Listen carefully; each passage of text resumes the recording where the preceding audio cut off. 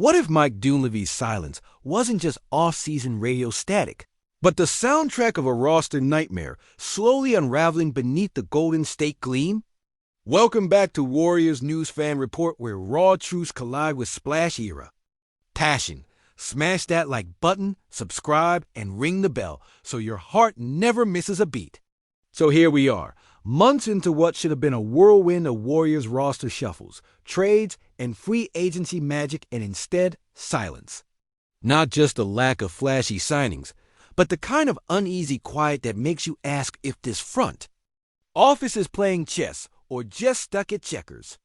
Mike Dunleavy, the man at the helm, finally emerged from the shadows during Summer League with a vague, almost apologetic outline of what Golden State's aiming for this offseason.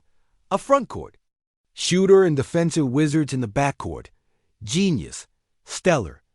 Except the glaring truth is that officially, 0 moves have happened. Behind the scenes, a lot going on, he says. But what exactly? A lot of nothing, or a storm brews in silent code.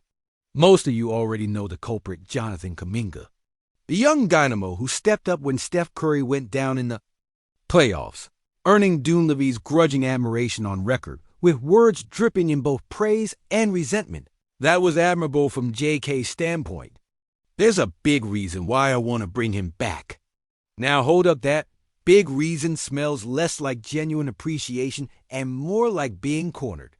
The market for Kuminga is dead. No serious suitors waiting with open checkbooks. Just smokescreens about interest from Charlotte and Brooklyn that have been debunked by every credible reporter paying attention. The Warriors can't sign anyone, don't want to trade anyone, or at least can until this Kuminga saga unfreezes. It's the offseason's biggest chokehold, a blockage stalling not just moves but hope. What if this is a front office trapped between a rock and a hard place, desperate to leverage Kuminga's star potential, yet forced to keep him tethered because no trade match surfaces? Insider whispers from Mark Stein, the NBA oracle, paint a clandestine picture handshake deals. In quietly for Al Horford and DeAnthony Melton. Imagine a Golden State roster with Horford's veteran shooting stroke from beyond the arc at nearly 40 years old, paired with Melton's caliber defense in the backcourt, filling Dunleavy's express priorities. The puzzle pieces look solid. On paper at least, until you realize these are only whispers. Never formalized because the Kuminga mess must first untangle itself. And let's not forget, Melton's injury history casts a shadow just as long as his hustle shines, adding layers of risk on top of uncertainty. Brett Siegel from Clutch Points tosses another log on the fire, suggesting high-level Warriors org figures, including owner Joe Lacob, want Kuminga back as if the front office's hand is forced, caught between ambition and reality. The projection? Kuminga returns on a deal that silently agrees he'll be traded before the February deadline. A backroom deal with no ink yet, a tidy workaround that keeps Dunleavy's hands tied. The season's first domino waiting to fall or shatter. The question, can this ghost deal truly hold until it needs to? Or will the stalemate fracture the season before it begins? Shams Charania, the NBA's go-to-scoop master, confirms the stalemate's depth 3 teams, including Miami, Chicago, and Sacramento, have shown interest, but nothing serious. The Warriors' depth chart sans any major all-season moves. Grim at best.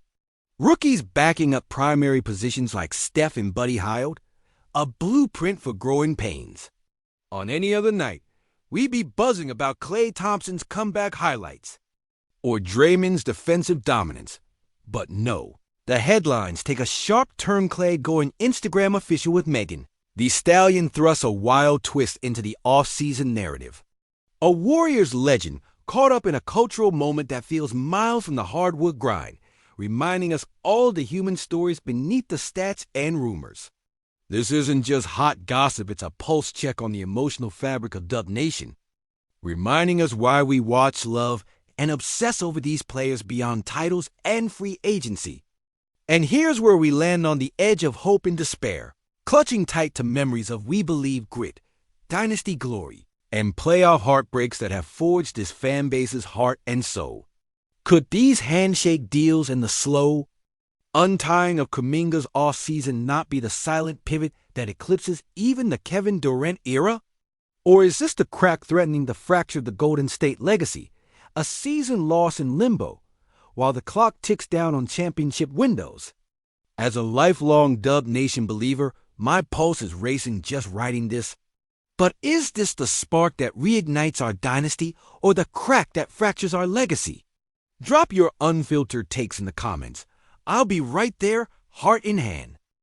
If you're sitting there right now feeling the weight of every unanswered question, every silent radio call from the front office, I want you to unleash that frustration in the comments, because Dub Nation is not built on quiet acceptance.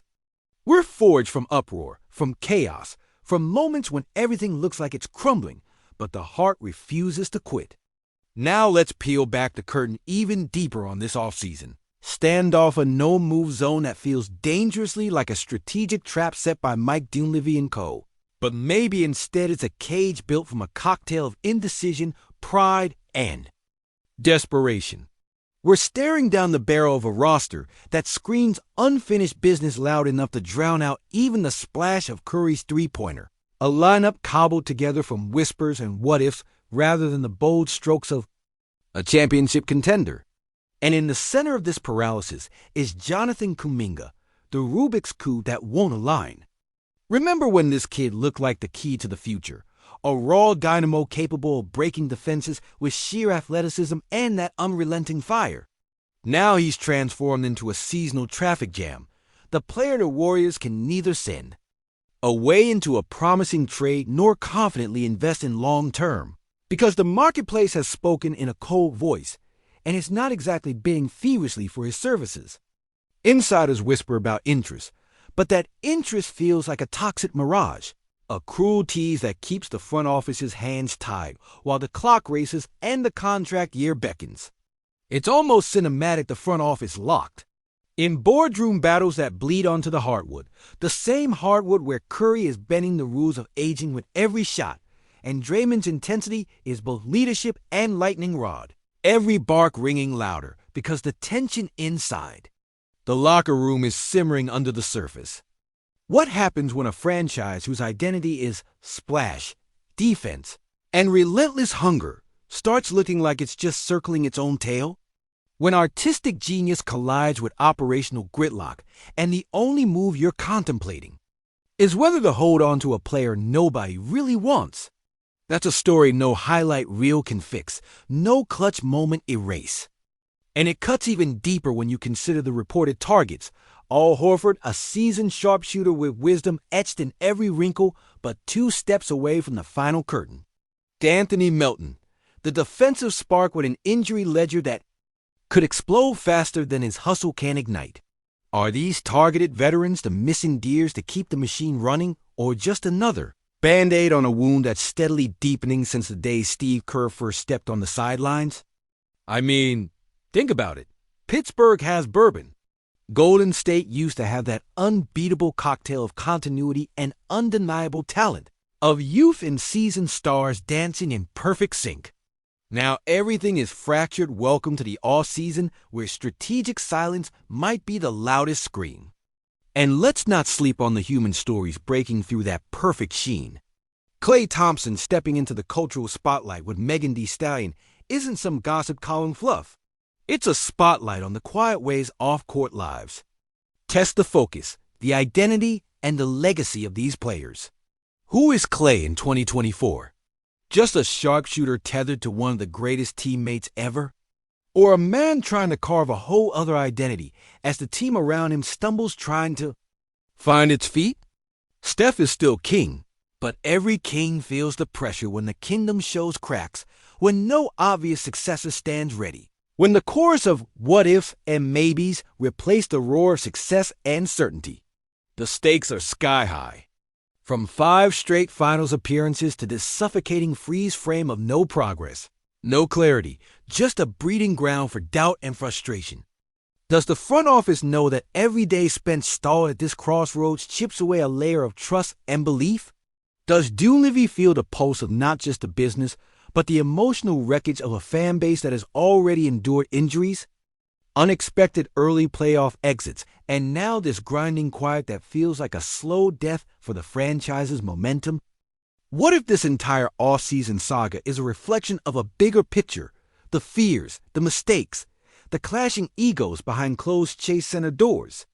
Because from the outside, this front office might be sounding like they're playing defensive, trying to protect the last fragile shards of a dynasty, but from the inside, they might be spiraling as the pressure cooker builds toward a breaking point trade deadline fires catching, locker room chemistry fraying, job security whispering like a ghost for key decision makers.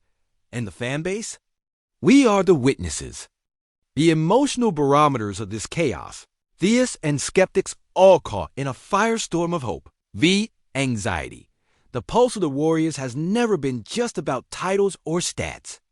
It's about the fight, the moments of electric resilience, the heart-stopping moments where the impossible became routine. But what happens if the franchise we love becomes stifled by bureaucracy, by waiting for the right deal, by ceding control to external forces beyond the hardwood battle? If Kuminga stays, does it fertilize the seed of a new foundation or deepen the toxic stagnation? If the veterans come, can their game really turn the tide? Or are we watching a slow rollback of the clock as the real contenders pull away?